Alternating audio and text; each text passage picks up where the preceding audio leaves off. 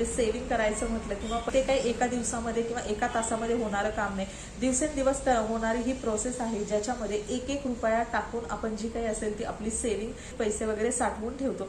तर त्यासाठी दररोज आपण जरी 10 रुपये वाचवले तर भरपूर सारे पैसे आपण अशा पद्धतीने वाचवू शकतो, ज्याचा एक दिवस रिझल्ट आपण बघू शकतो ना तर खूप जास्त असणार आहे। त्याच्यामुळे 1 रुपया सुद्धा तितकाच महत्त्वाचा आहे जितके 1000 रुपये आहेत। हाय हॅलो नमस्कार, मी गौरी। आजच्या व्हिडिओमध्ये तुम्हा सगळ्यांचं अगदी मनापासून स्वागत करते। तर आजच्या व्हिडिओमध्ये मी खूप साऱ्या टिप्स तुमच्यासोबत शेअर केलेल्या आहेत जेणेकरून as a home maker, as a गृहिणी कशा पद्धतीनं आपण घर खर्चामध्ये आपल्या मंथली जो काही खर्च असेल त्याच्यामध्ये थोडेफार पैसे सेव्ह करू शकतो। तर त्याच्या प्रॅक्टिकली टिप ज्या मी यूज करते, ज्याचा मला फायदा झालेला आहे त्याच मी तुमच्यासोबत शेअर केलेल्या आहेत। तर व्हिडिओ युजफुल ठरेल आय होप सगळ्यांना, आणि व्हिडिओ शेवटपर्यंत पाहायला विसरू नका। तुम्हाला जर व्हिडिओ आवडला तर नक्की व्हिडिओला लाईक आणि चॅनलला सबस्क्राईब सुद्धा करा। तर चला जास्त वेळ न घेता पटकन मी माझे जे काही पॉईंट्स आहेत तर ते मी तुमच्यासोबत शेअर करते। सगळ्यात महत्त्वाचा पहिला पॉईंट म्हणजे दर महिन्याला आपण आपल्या किराणा मालाची किंवा घरामध्ये ज्या काही गोष्टी दर महिन्याला आपल्याला गरजेच्या असतात तर त्या वस्तूंची खरेदी करत असतो। तर त्या वस्तूंची खरेदी करताना काय होतं की बऱ्याचदा आता 99% सगळ्या लोकांची खरेदी जी असते ना ती डीमार्टमध्ये होते। तर खरेदी करताना आपण डीमार्टमध्ये गेल्यानंतर विचार करून जातो की आपल्याला एवढ्या वस्तू घ्यायच्या आहेत, पण तिथं गेल्यानंतर काय होतं प्रॅक्टिकली आपल्याला भरपूर सारे ऑप्शन तिथे अवेलेबल असतात, भरपूर साऱ्या गोष्टी आपल्या नजरेसमोर तिथे असतात। आणि मग त्यामुळं काय होतं, एखाद्या गोष्टीची गरज मला 1 महिन्यानी 2 महिन्यानी 3 महिन्यानी असेल तर अशा सुद्धा गोष्टी आपण आपल्या खरेदीमध्ये टाकतो आणि त्या गोष्टी आपण खरेदी करून घरी येतो।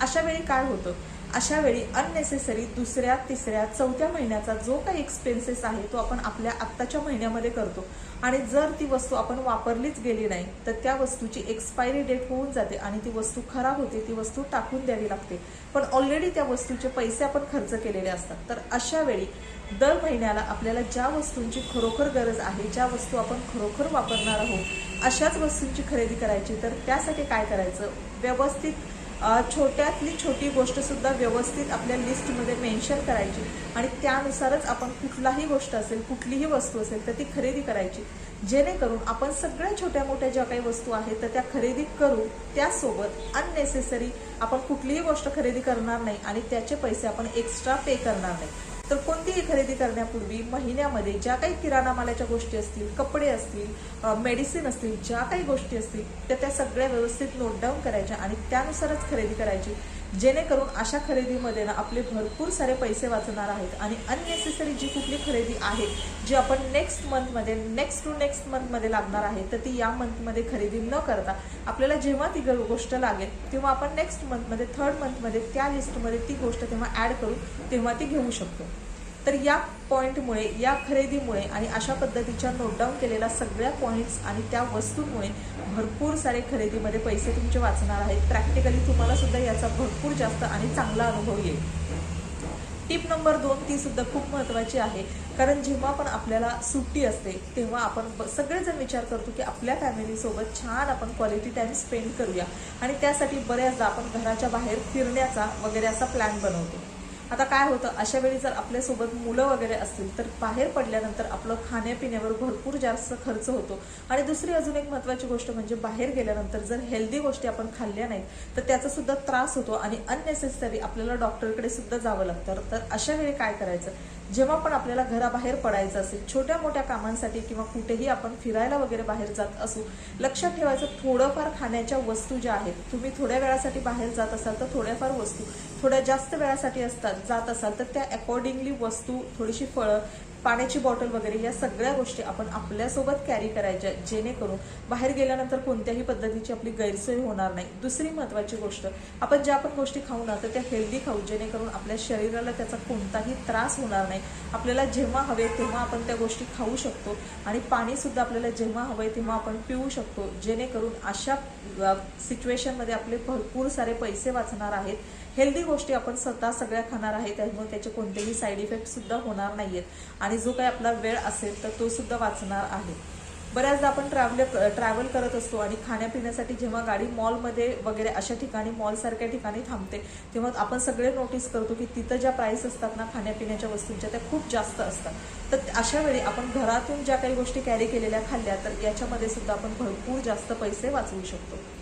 त्यानंतर तिसरी महत्त्वाची गोष्ट म्हणजे जेव्हा आपण खरेदीला घराबाहेर पडू तेव्हा जास्तीत जास्त मोठी जी बॅग असेल, महिन्याचं आपल्याला शॉपिंग करायचं असेल तर मोठी कॅरी बॅग घेऊनच आपण खरेदीला बाहेर पडायचं, जेणेकरून खरेदी आपण करायची जरी 4 वस्तूंची ठरवली तरी तिथे गेल्यानंतर एखाद दुसरी वस्तू आपल्याला दिसते आणि मग ती आपण उचलून घेऊन येतो. तर अशा वेळी सुद्धा एक्स्ट्राची जी बॅग आहे ती आपल्याकडे असेल तर आपल्याला तिथून पुन्हा 5-10 रुपये देऊन एक्स्ट्रा बॅग नवीन खरेदी करावी लागणार नाही.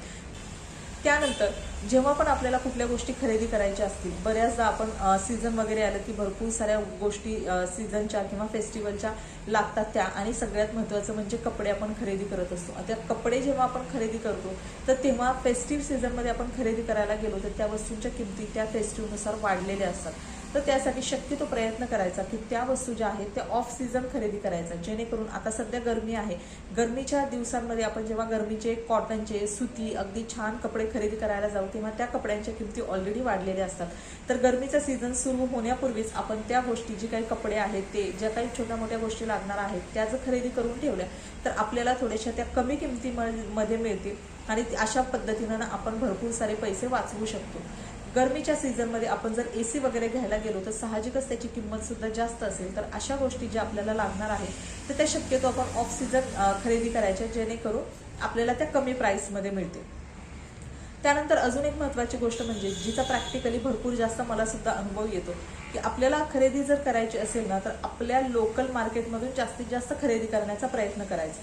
आता पूर्वी काय व्हायचं, लोकल मार्केटमध्ये खूप साऱ्या वस्तूंची व्हरायटी मिळायची नाही, त्यामुळे आपल्याला शक्यतो दुकानांमध्येच ब्रँडेड वस्तू वगैरे खरेदी करायला जावं लागायचं. पण आता बऱ्याच ठिकाणी ना लोकल मार्केटमध्ये इतक्या छान छान व्हरायटीच्या आणि ब्रँडेड वस्तू सुद्धा मिळायला लागलेल्या आहेत, जेणेकरून ज्या त्या वस्तू आपण दुकानामध्ये घ्यायला गेलो तर दुकानामध्ये त्या वस्तूंचं रेंट असेल, इलेक्ट्रिसिटी असेल, तिथल्या कामगारांचा पगार असेल, या सगळ्या गोष्टी कन्सिडर करून त्याची प्राइस फिक्स केली जाते. पण त्याच वस्तू जेव्हा आपण लोकल मार्केटमधून खरेदी करतो तर त्याच्यावर कोणत्याही एक्स्ट्रा पद्धतीचे हे एक्स्ट्रा चार्जेस नसतात, त्यामुळे त्या वस्तू आपल्याला खूप कमी किमतीमध्ये मिळतात आणि क्वालिटी सुद्धा त्या वस्तूंची खूप चांगली असते. फक्त एकच त्या वस्तू व्यवस्थित आपण चेक करून घ्यायच्या, बरोबर आहेत की नाही हे चेक करायचं आणि मगच त्या खरेदी करायच्या. अशा गोष्टी लोकल मार्केटमधून सुद्धा आपण छानपैकी खरेदी केल्या तर अशामध्ये सुद्धा भरपूर जास्त पैसे वाचतात. पण लोकल मार्केटमधून खरेदी करताना हे सुद्धा लक्षात ठेवायचं की त्याच्यामध्ये फसवेगिरी सुद्धा खूप जास्त प्रमाणात होते. म्हणजे डुप्लिकेट वस्तू असतील किंवा खराब वस्तू असेल, डिफेक्टिव्ह एखादा पीस असेल तर त्यासाठी ना व्यवस्थित वस्तू चेक करायची आणि मगच ती खरेदी करायची, जेणेकरून आपले छानपैकी पैसे वाचतील. जर तुम्ही एखादी वस्तू खरेदी न करता खरेदी केली तर त्याच्यामध्ये पैसे वाचण्याऐवजी जर खराब वस्तू तुम्ही खरेदी केली तर तिथे तुमचे पैसे फुकट जाणार आहेत. त्यामुळे लोकल मार्केटमधून खरेदी करताना तिची क्वालिटी जी आहे तर ती व्यवस्थित चेक करायची आणि मगच ती वस्तू खरेदी करायची. त्यानंतर जेव्हा पण आपल्याला एखाद्या जवळच्या ठिकाणी छोट्या मोठ्या कामानिमित्त जायचं असेल ना तर अशा वेळी शक्यतो गाडीचा वापर न करता चालत जाण्याचा पर्याय निवडायचा. त्याच्यामुळे काय होतं, चालत जाण्यामुळे आपला थोडासा एक्सरसाइज होतो, व्यायाम होतो आणि गाडी न नेल्यामुळं गाडीच्या पेट्रोलवरती जो आपला काही भरपूर सारा खर्च होतो तो खर्च सुद्धा वाचतो.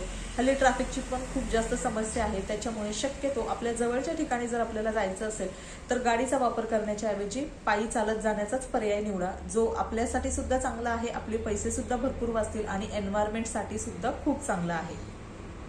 आता अजून एक महत्त्वाची गोष्ट आहे, जेव्हा पण आपण लेडीजला शॉपिंग करायला भरपूर जास्त आवडतं. बऱ्याच ठिकाणी असं असतात ना की शॉपिंग सेल सुरू असतात. आता फॉर एक्झाम्पल मार्च महिना आहे, याच्यामध्ये वुमन्स डे आहे, तर वुमन्स डेला भरपूर सगळ्या वेबसाईटवर ऑनलाईन ऑफलाईन दुकानांमध्ये वगैरे सुद्धा ना भरपूर सारे सेल सुरू असतात. तर अशा वेळी काय करायचं, आपल्याला जर साड्या घ्यायच्या असतील, ड्रेस घ्यायचे असतील तर अशा सेलचा आपण फायदा घ्यायचा, जेणेकरून सेलमध्ये प्राईस खूप कमी असते आणि वस्तूची क्वालिटी सुद्धा चांगली असते. त्या सेलमध्ये तुम्ही खरेदी केलं तर तुमचे भरपूर सारे पैसे वाचणार आहेत आणि खूप छान क्वालिटीची वस्तू सुद्धा तुम्हाला मिळणार आहे. त्या डस्टबिन जो काही आपला आहे तर त्या डस्टबिनमध्ये ना डस्टबिनच्या एक्स्ट्रा पिशव्या मिळतात तर त्या वापरतात. पण मी लॉकडाऊनमध्ये त्या पिशव्या वापरल्या, डस्टबिनच्या छानपैकी पिशव्या खरेदी केल्या आणि त्या वापरल्या. पण त्याच्यानंतर माझ्या लक्षात आलं की आपण ज्या भाजीपाला वगैरे बाहेरून आणतो त्याच्यासुद्धा भरपूर साऱ्या पिशव्या असतात, त्या आपण अशाच टाकून देतो. तर तिकडे डस्टबिनच्या बॅगवर खर्च करण्याऐवजी आपण या ज्या पिशव्या आहेत त्या अशाही आपण टाकूनच देणार आहोत. तर त्याच पिशव्यांचा वापर आपण कचरा टाकण्यासाठी डस्टबिनमध्ये करून घेऊया, जेणेकरून डस्टबिनच्या बॅगवर जो काही खर्च माझा होणार होता महिन्याला तर तो वाचवून मी घरातल्या ज्या काही छोट्या मोठ्या प्लास्टिकच्या बॅग असतात त्याच्यामध्ये कचरा टाकते, जेणेकरून माझे पैसे सुद्धा तिथे वाचतात. खूप छोट्या छोट्या प्रॅक्टिकली गोष्टी मी तुमच्यासोबत शेअर करते, जेणेकरून मी माझ्या डेली लाईफमध्ये ज्या गोष्टी यूज करते त्याच मी तुमच्यासोबत शेअर करते। आता बघा, घरातली फरशी पुसण्यासाठी किंवा क्लिनिंग करण्यासाठी बऱ्याचदा आपण मॉप वगैरे आणतो आणि मॉपने किंवा जे काही डस्टर वगैरे असतात ते आणतो, पण ते एकदा खराब झाले की आपण टाकून देतो, पुन्हा दुसरे आणावे लागतात। तर त्याची किंमत कमीत कमी 50 रुपये 100 रुपये इतकी तरी असते छोट्याशा डस्टरची। तर अशा वेळी काय करायचं, आपल्या घरातले जे काही जुने कॉटनचे कपडे आहेत जे की आपण आता वापरत नाही, तर त्या कॉटनच्या जुन्या कपड्यांचा वापर आपण घरातल्या डस्टिंगसाठी करू शकतो, घरातल्या स्वच्छतेसाठी करू शकतो, जेणेकरून आपल्याला हवे तेवढे कपडे आपल्याला लांबीला रुंदीला व्यवस्थित क्लिनिंगसाठी वापरता येतात। आणि दुसरी महत्त्वाची गोष्ट की बाहेरच्या डस्टरपेक्षा या गोष्टींमुळे आपल्याला क्लिनिंग करणं खूप इझी जातं। खूप व्हरायटीच्या आणि खूप क्वालिटीच्या आपल्याकडे घरगुती जे काही आपले रफ कपडे असतात त्याच्यातून आपल्याला डस्टर अवेलेबल होऊ शकतात। आणि सगळ्यात महत्त्वाचं म्हणजे डस्टरवर किंवा जे काही कपडे वगैरे आपण मॉप वगैरे खरेदी करतो तर त्याच्यावर होणारा भरपूर सारा जो खर्च आहे तो सुद्धा खर्च आपला वाचणार आहे। त्यानंतर ना, घराच्या बाहेर पडण्यापूर्वी शक्यतो लेडीज घराच्या बाहेर पडण्यापूर्वी पूर्ण आपलं घर एकदा सगळं आपण चेक करून घेतो, जेणेकरून घराबाहेर पडण्यापूर्वी घरातले कुठलेही लाईट, कुठलेही पंखे किंवा कुठलीही इलेक्ट्रिक वस्तू ज्याची गरज नाही आहे तर त्या चालू राहणार नाही याची काळजी आपण घरातून बाहेर पडण्यापूर्वीच घ्यायला पाहिजे। आता काय होतं, जर आपण दिवसभर घराबाहेर पडलो, आपण ऑफिसला वगैरे जात असू आणि एखादा पंखा आपला चालू राहिला तर दिवसभर तो पंखा सुरू राहणार आहे, अननेसेसरी आपलं इलेक्ट्रिक बिल वाढणार आहे। त्यासाठी शक्यतो घराबाहेर पडण्यापूर्वी 1-2 मिनिटं द्यायची, पूर्ण घर चेक करायचं, जेणेकरून कोणतीही इलेक्ट्रिक गोष्ट जी आहे जी सुरू राहणार नाही, ज्याचा आपल्याला आता उपयोग नाही, त्याच्यामुळे आपलं इलेक्ट्रिसिटी बिल खूप वाचणार आहे आणि अननेसेसरी इलेक्ट्रिसिटीवरचा जो खर्च आहे तो कमी होणार आहे। शक्यतो अजून एक गोष्ट करायची की दिवसा जर घरामध्ये छानपैकी सूर्यप्रकाश येत असेल, सनलाईट येत असेल, आता व्यवस्थित मी एकही लाईट वगैरे चालू केलेली नाही, छान सूर्यप्रकाश पडलाय, तर त्या सूर्यप्रकाश अशा पद्धतीनं घरामध्ये येत असेल तर अननेसेसरी घरातले लाईट्स वगैरे चालू ठेवायचे नाहीत, जेणेकरून तो सुद्धा इलेक्ट्रिकवरचा जो होणारा खर्च आहे तो आपण छान पद्धतीनं वाचवू शकतो। त्यानंतर जेव्हा पण आपण कपडे खरेदी करतो, आपले बरेचसे ड्रेस वगैरे आपण खरेदी करतो, आता सगळेच ड्रेस आपल्याला फिटिंगला बरोबर येत नाही, तर त्या अशा वेळी काय करायचं, आपण बाहेर ते ड्रेस फिटिंगसाठी वगैरे दिले तर मिनिमम 50 रुपये ही शिलाई घेतली जाते। बार्गेनिंग करून आपण 20 रुपये 30 रुपये 40 रुपयांपर्यंत येतो। 20 रुपये तर हल्ली बहुतेक बंदच झालेले आहेत, 40 रुपये किंवा 30 रुपयांपर्यंत येतो। आणि हेच जर ड्रेस आपले 3-4 वगैरे असतील तर ही प्राइस सुद्धा वाढते। तर त्यासाठी काय करायचं, आपण हातशिलाई तर आपल्या सगळ्यांना येते, छोटी मोठी शिलाईची जी काही कामं असतील, ऑल्टरेशनची जी काही कामं असतील तर ती आपण शक्यतो घरच्या घरीच करण्याचा प्रयत्न करायचा, जेणेकरून काय होतं की 10 रुपये आणि 20 रुपये याच्यातून आपण विचार करतो की काय होणार आहे, पण कोणतीही गोष्ट म्हणजे सेव्हिंग करायचं म्हटलं किंवा पैसे आपण व्यवस्थित सेव्ह करून ठेवायचे म्हटलं तर ते काही एका दिवसामध्ये किंवा एका तासामध्ये होणारं काम नाही, दिवसेंदिवस होणारी ही प्रोसेस आहे, ज्याच्यामध्ये एक रुपया टाकून आपण जी काही असेल ती आपली सेव्हिंग जे काही असेल ते आपलं व्यवस्थित पैसे वगैरे साठवून ठेवतो। तर त्यासाठी दररोज आपण जरी 10 रुपये वाचवले, एक हातशिलाई जर आपण ड्रेस ऑल्टर करण्याच्या ऐवजी जर घरी हातशिलाई केली आणि त्याच्यामधले जर 40 रुपये वाचवले तर भरपूर सारे पैसे आपण अशा पद्धतीनं वाचवू शकतो, ज्याचा एक दिवस रिझल्ट आपण बघू शकतो ना तर खूप जास्त असणार आहे। त्याच्यामुळे छोटी मोठी गोष्ट, 5 रुपयाची गोष्ट, 10 रुपयाची गोष्ट, 20 रुपयाची गोष्ट ही सुद्धा आपण आपल्या सेव्हिंगमध्ये आणि आपल्या बचतीमध्ये व्यवस्थितपणे कन्सिडर केली पाहिजे, कारण पैसा म्हणजे तो फक्त 1000 रुपयाला किंमत आहे आणि 1 रुपयाला किंमत नाही असं होत नाही।